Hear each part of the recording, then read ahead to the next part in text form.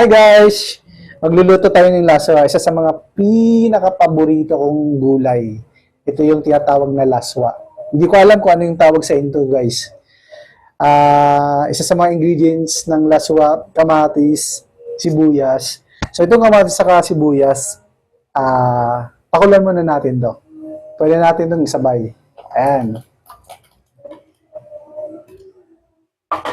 Tapos guys, ito yung isa sa mga ingredients pa ng laswa. Haluan natin ng sweet potato, yung tinatawag na kamote. May ampalaya tayo, may kalabasa, at may okra tayo. Meron din tayo guys ng dahon ng saluyot. Yun, sarap yan.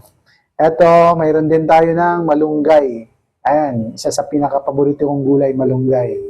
So ngayon, nilagay na natin yung kamatis saka sibuyas. Isabay na rin natin tong sweet potato. Ayun. Lagay natin ito lahat. Tayo natin lumambot. Then after lumambot, lalagay natin ng ampalaya. So ngayon, tayo natin muna ng lumambot, kumulo.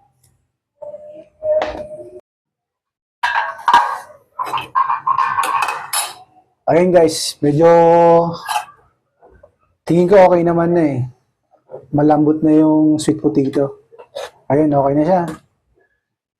At durog na rin naman yung kamatis. So ngayon gagawin natin, sama-sama na natin yung kalabasa. Kalabasa. Sunod yung okra at yung ampalaya. Ayan. Mamaya, pag medyo malambot na, sunod na rin natin yung saluyot saka malunggay. Ito pala guys, yung pinakasawag niya. Bumili ako ng hibi sa Bicol. Tawag namin hibi dito eh. Or hipon na hubad na tinatawag sa Maynila. So, yun lang yung pangsasawag natin. So, pwede nating ilagay. Pwede nating ilagay ito. O, konti lang. Ay, malasa na rin naman yan eh. Okay na to. Oh, malambot na. Pwede na. Lagyan muna natin ng asin. Nakalimutan ko kanina eh. Nakalimutan kong lagyan. Konti lang kasi malasa na yan eh.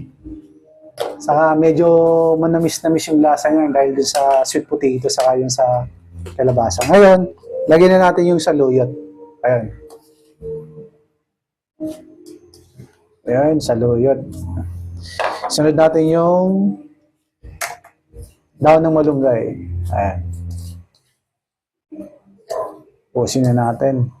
So, konting kulong-kulo lang to guys. Okay na daw. Hindi na kailangan na medyo matagal yung pagluluto sa dahon ng malunggay sa saluyot.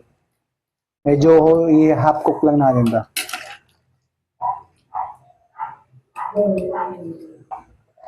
Okay guys. Guys, huwag niyo kalimutan mag-like and mag-share. Saka yung account ko sa YouTube, pakibisita na lang. Okay, salamat.